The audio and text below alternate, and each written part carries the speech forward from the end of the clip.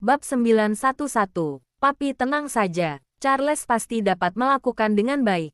Wajah Charles sangat yakin. Ia menganggap hal ini adalah sebuah misi besar. Anak baik. Daniel mengelus kepalanya. Lalu memakaikan jaket padanya. Ketika bertemu kakek buyut, bilang Carlos ketiduran karena kelelahan membantu perangkat lunak papi. Carla agak flu.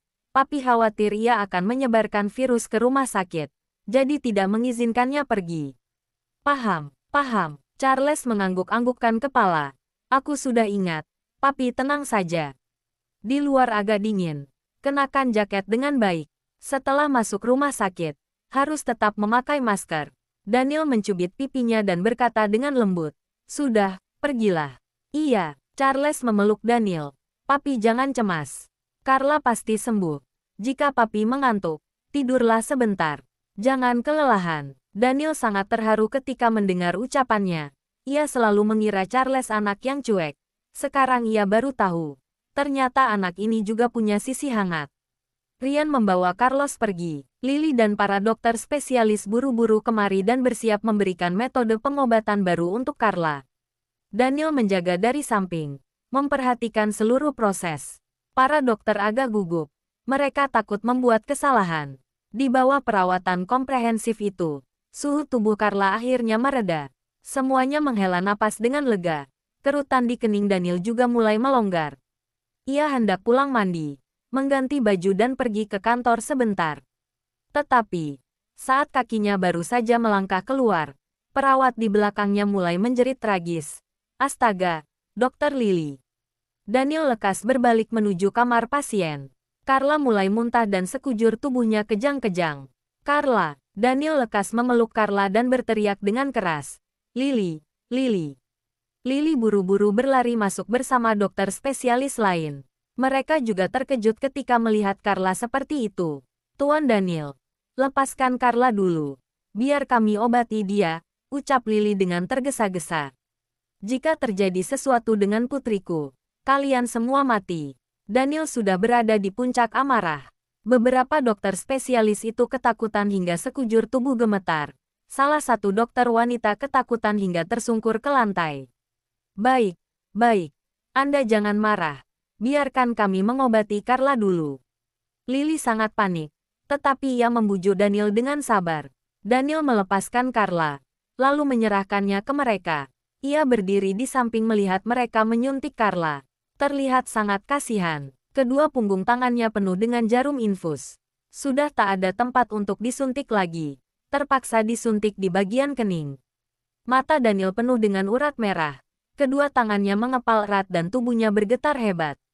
Walaupun dulu Carla sering sakit, tetapi ia tidak pernah sakit separah ini. Ia tidak berani membayangkan jika sungguh terjadi sesuatu dengan Carla. Maka ia lekas bawa ke ruang ICU, ucap seorang dokter dengan buru-buru. Ketika mendengar kalimat ini, Daniel membelalakkan mata dengan lebar. Seluruh tubuhnya gemetar. Ia melambaikan tinjunya ke depan. Apa kamu bilang? Tuan Daniel, Thomas menariknya dengan kuat. Tenangkan diri Anda, Tuan Daniel. Sekarang Carla harus diantar ke ruang ICU. Demi anak. Lily berkata sambil menangis. Jika terjadi sesuatu dengan Carla, aku akan meminta maaf menggunakan nyawaku. Tapi sekarang aku memohon kepada Anda untuk percaya pada kami. Cepat bawa. Di saat ini, terdengar suara orang tua. Sanjaya menggandeng Charles buru-buru berjalan masuk. Ia merasa ada yang tak beres. Jadi ia membujuk Charles untuk mengatakan hal yang sebenarnya. Kemudian dengan buru-buru ia ke rumah sakit kasih untuk melihat keadaan. Tak disangka akan seserius ini. Carla. Charles terkejut dan terus menangis. Tetapi ia tidak berani menangis kencang. Takut akan menakuti Carla. Jadi ia berusaha mengendalikannya. Tubuh kecilnya terus gemetar. Pergi. Ryan memberi kode mata. Lily dan para dokter segera mendorong Carla keluar. Kali ini, Daniel sungguh akan runtuh. Satu tinjuan mendarat di dinding. Bam! Seluruh kamar itu bergoyang seperti sedang gempa. Bab 912. Sebelumnya baik-baik saja. Kenapa tiba-tiba menjadi seperti ini? Sanjaya mengernyitkan kening dan bertanya kepada Ryan. Kamu sudah tanya Bibi Riana? Semalam anak makan apa? Ini. Rian ragu-ragu sejenak. Lalu ia berkata dengan nada rendah. Sejak lusa malam, anak-anak berada di tempat Nona Tracy. Tadi baru saja dijemput kembali. Pulang ke rumah tidak makan apa-apa. Bahkan minum seteguk air saja tidak sempat. Carla sudah mulai demam dan muntah. Jadi, apa salah makan di sana? Sanjaya menatap Daniel dan mengingatkan dengan logis. Apa kamu tidak ingin menyelidikinya? Ketika mendengar ucapan ini, tatapan Daniel tiba-tiba berubah. Jangan-jangan Lorenzo ahli menggunakan racun. Selain itu, ia dapat menggunakannya secara diam-diam. Orang-orang yang mengenalinya tahu tentang keahliannya. Jangan-jangan sungguh, Charles, beritahu kakek Sanjaya. 2 hari ini, kalian makan apa? Sanjaya membungkukkan pinggang memegang pundak Carlos. Ia bertanya dengan lembut. Kami tidak makan apa-apa di tempat Mami. Hanya minum air. Charles mengingat ulang dengan cermat. Malam itu, kami sakit ketika tiba di rumah Mami. Jadi Mami memanggil dokter untuk memeriksa kami. Karena demam kami masih tidak turun dan ada muntah-muntah. Jadi kami hanya minum air. Lalu, kami diantarkan ke rumah sakit. Di sana makan bubur sayur. Lalu demam turun dan kami pulang. Ketika pulang dan bertemu paman, kami semua takut padanya. Jadi, Mami membawa kami makan di luar. Kemudian, restoran Laut Biru menyiapkan banyak makanan enak.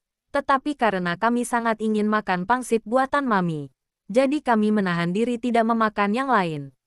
Oh, ya, kami menunggu sangat lama dan kelaparan. Jadi aku dan Carla makan sepotong kue.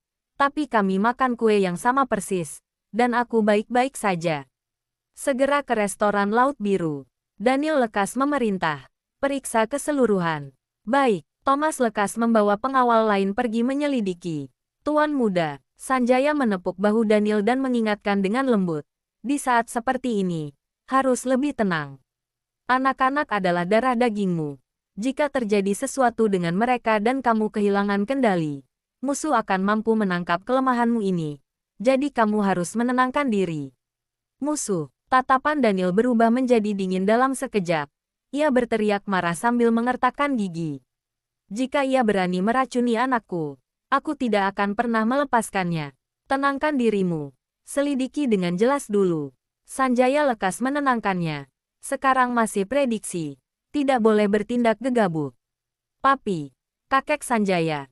Kalian sedang membicarakan apa? Charles tidak paham. Ia hanya merasa sangat gugup dan sangat takut. Ia tidak pernah melihat papi yang seperti ini. Seolah seperti binatang buas yang akan menerkam orang.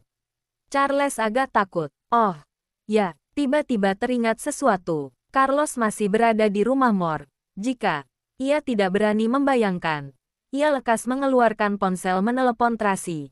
Namun telepon tak tersambung. Ia lekas berjongkok dan berkata kepada Charles. Charles, telepon Carlos. Oh, Charles lekas menggunakan jam telepon menelepon Carlos. Namun jam tangan Carlos sedang tidak aktif. Jaga anak-anak. Daniel langsung melesat pergi seperti angin setelah berbicara. Tuan, Sanjaya panik. Cepat kejar. Baik, Rian lekas mengikuti Daniel. Papi, Charles ketakutan. Ia menarik celana Sanjaya dan bertanya sambil menangis. Kakek Sanjaya, aku takut sekali. Papi kenapa? Tidak apa. Sanjaya lekas menghiburnya. Tidak akan kenapa-kenapa. Papi hanya pergi menjemput Carlos. Ia cemas Carlos salah makan di sana dan jatuh sakit. Charles tidak paham. Tetapi alangkah baiknya Carlos pulang. Karena setiap terjadi sesuatu, Carlos lebih banyak ide daripada dirinya. Carlos tidak ada. Ia sendiri tak mampu melindungi Carla dan tidak bisa menenangkan papi. Ia cemas dan takut sekali. Bab 913. Di saat ini, di Villa Sisi Utara, semalam Tracy tidak tidur nyenyak, tetapi ia tetap bangun pagi-pagi sekali dan menyiapkan sarapan. Ini semua agar Carlos dapat memakan pangsit buatannya ketika bangun nanti. Selamat pagi, Tuan. Tracy baru saja meletakkan pangsit di atas meja makan. Kemudian ia mendengar suara sapaan penuh hormat. Ia menoleh kepala melihat Lorenzo dengan baju putih kembali dari latihan pagi di luar. Rambut dan pundaknya dibasahi embun pagi, tetap tak menutup aura elegannya. Mata panjang dan sipit yang begitu dingin membuat orang berjaga jarak darinya. Tetapi begitu tersenyum malah membuat orang terpesona. Bibir yang agak tipis itu terkesan dingin dan kesepian. Tetapi ketika ujung bibirnya terangkat, senyuman itu malah membuat orang terkagum-kagum. Ini adalah orang setengah iblis setengah malaikat. Kadang-kadang mirip malaikat, kadang-kadang mirip iblis. Membuat orang segan dan juga takut. Kakak, pagi, Tracy menyapanya sambil tersenyum. Ayo, coba cicip pangsit buatanku. Setelah menjadi ibu memang berbeda. Lorenzo memandang pangsit hangat di atas meja. Ia menyunggingkan senyuman. Tatapan matanya juga menjadi lebih hangat. Dulu, Bibi juga suka membuat pangsit untukku. Benarkah? Tracy sangat terkejut. Lorenzo jarang bicara. Komunikasi yang dilakukan biasanya mengajari dan membimbing Tracy. Sangat jarang membicarakan masalah keluarganya, terutama membicarakan ibunya.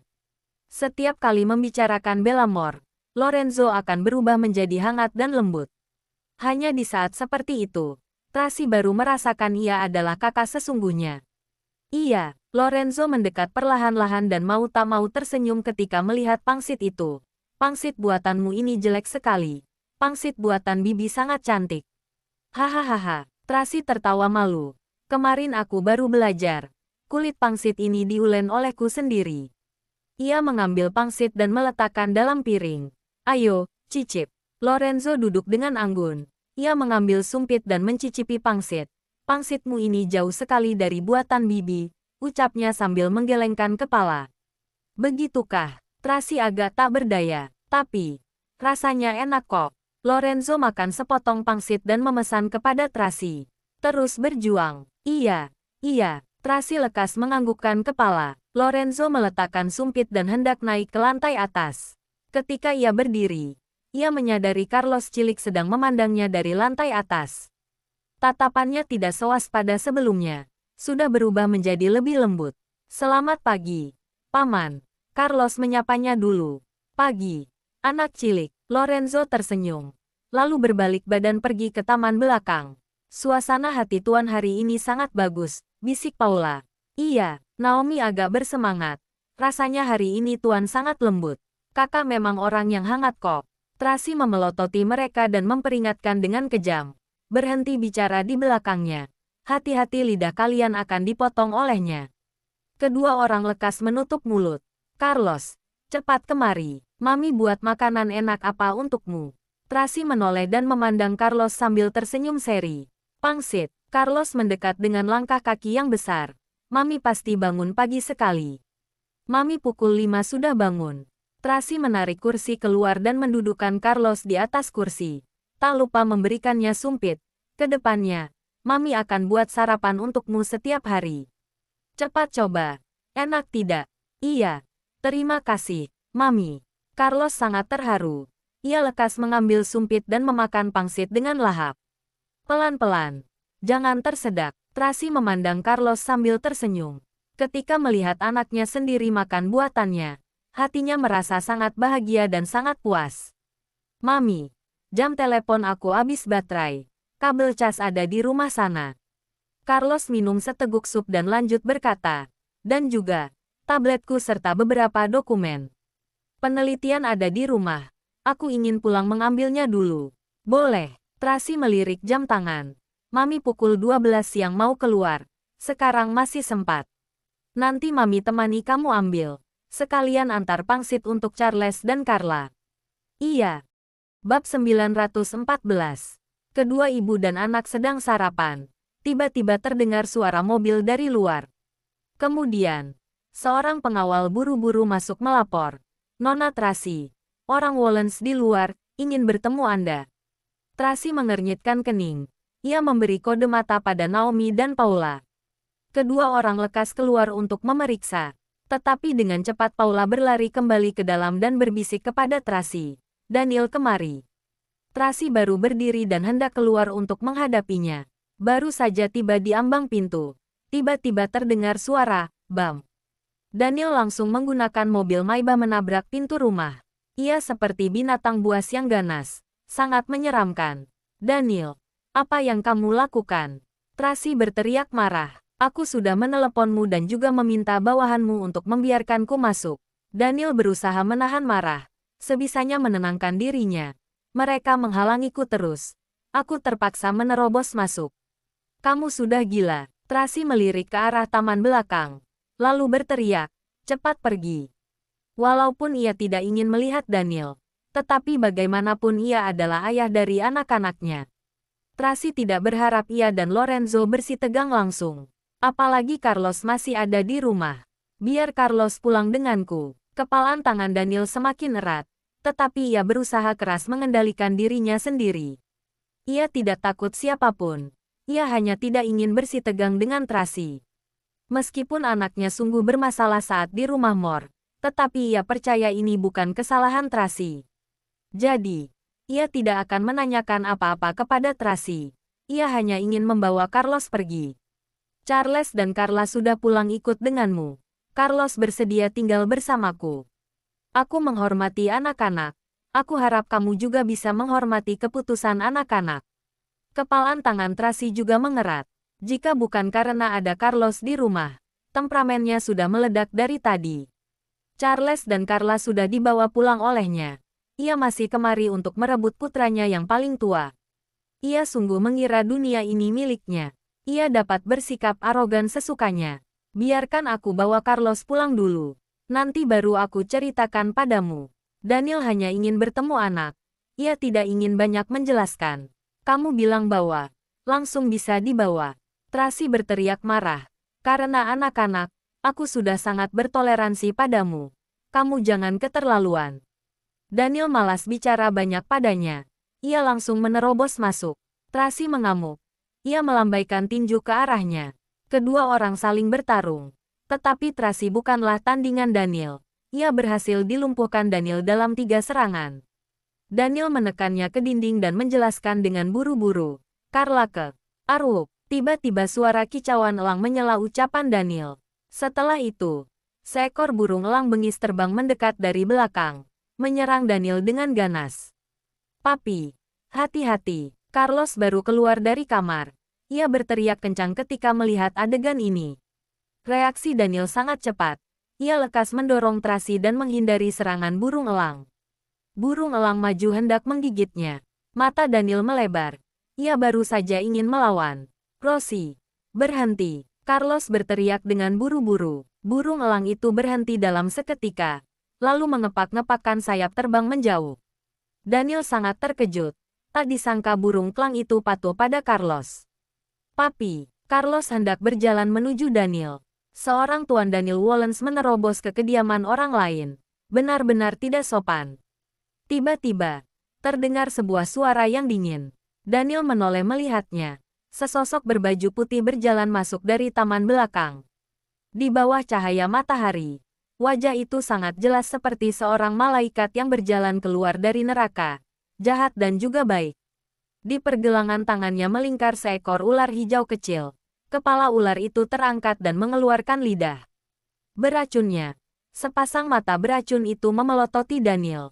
Disertai aura pembunuh dingin. Daniel mau tak mau tertegun ketika melihat wajah Lorenzo. Ia lalu menatap putranya. Mereka benar-benar sama persis. Wajah Daniel menjadi suram dalam seketika. Jika tidak tahu si pria menyeramkan ini adalah kakak sepupu Tracy, mungkin orang lain bisa salah paham. Bab 915. Carlos melihat ular kecil di tangan Lorenzo. Ia agak takut. Jadi ia berlari ke sisi Daniel dengan spontan. Daniel menatap Lorenzo dengan dingin. Lalu hendak membawa Carlos pergi. Berhenti. Lorenzo baru saja memerintah. Di luar, sudah ada puluhan pistol menodong ke arah Daniel. Sedangkan Daniel buru-buru kemari. Ia tak membawa satu pengawal pun, apalagi membawa senjata. Tetapi ia sama sekali takut. Coba saja jika berani menembak, ucapnya dengan dingin. Kenapa tidak berani? Lorenzo menyunggingkan senyuman. Senyumannya sangat dingin. Jika kamu mati, grup Wallens akan hancur. Siapa yang berani melawanku? Satu ucapan itu menceritakan betapa kejamnya dunia. Telapak tangan Tracy berkeringat dingin. Tadi ia terus mendesak Daniel untuk pergi, karena kepikiran masalah ini. Jika Lorenzo sungguh membunuh Daniel di sini, maka tinggal mencari sembarangan pengawal untuk menanggung kejahatan. Sedangkan grup Wollens, karena kematian Daniel, grup itu bisa hancur dan binasa. Hingga nanti seluruh industri bisnis dikendalikan oleh grup Mor. Siapa yang mampu melawannya? Kamu sungguh mengira grup Wollens tidak punya penerus? Daniel tetap tenang. Kamu harus tahu, kota Bunaken adalah wilayahku. Orang-orangmu di sini tidak lebih dari 50 orang.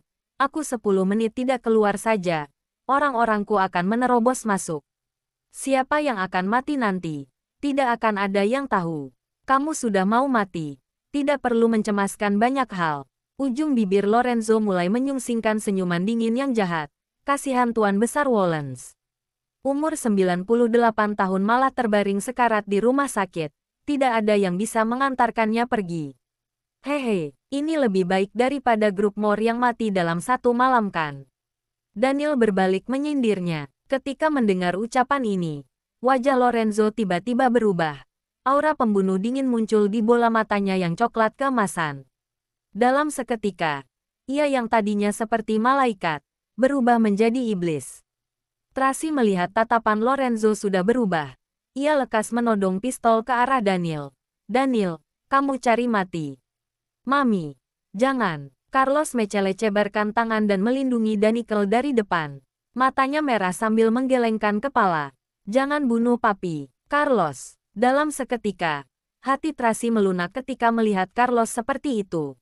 Paman, aku mohon kamu jangan marah. Carlos tahu masalah ini diputuskan oleh Lorenzo dan juga tahu pasti ada kesalahpahaman. Ia lekas menjelaskan kepada Lorenzo. Papi hanya mencemaskanku. Makanya kemari mencariku. Ia bukan sengaja menyerangmu. Lorenzo menatap Carlos. Adegan ini familiar sekali. Dulu, keluarga Mor juga pernah saling membunuh. Ia yang masih belia dulu juga kesulitan seperti ini. Papi, bukankah kita sudah sepakat? Charles dan Carla ikut pulang denganmu. Aku tinggal di sini menemani Mami. Carlos bertanya dengan buru-buru. Papi tiba-tiba menerobos masuk. Apa ada kesalahpahaman? Atau terjadi sesuatu dengan Charles dan Carla? Carla, dia, Daniel baru saja ingin bicara. Tiba-tiba ponselnya berdering. Thomas yang menelponnya. Ia menjawab telepon terlebih dahulu. Halo, kami sudah memeriksa keseluruhan restoran Laut Biru. Bahkan sampah semalam juga sudah diperiksa. Tidak ada petunjuk apapun. Thomas melapor dengan buru-buru. Tuan Daniel, bagian rumah sakit telah berhasil memeriksa. Carla benar keracunan. Sebuah racun ajaib tak berbau dan tak berwarna. Sangat langka sekali. Seolah racun yang diekstrasi keluar dari ular. Ketika mendengar ucapan ini, tatapan Daniel berubah dalam seketika. Matanya berpindah memelototi ular hijau kecil yang berada di pergelangan tangan Lorenzo. Tangan yang memegang ponsel itu juga bergetar. Tuan Daniel, Anda berada di rumah Mor. Aku sudah dalam perjalanan. Sudah tiba di bukit. Anda baik-baik saja kan? Tuan Daniel. Tuan Daniel. Lorenzo Mor. Daniel menunjuk Lorenzo. Meraung dengan marah. Aku mengira, sekejam apapun kamu tidak akan tega pada anak kecil. Tak disangka, kamu begitu tak berhati nurani dan gila. Berani-beraninya meracuni putriku.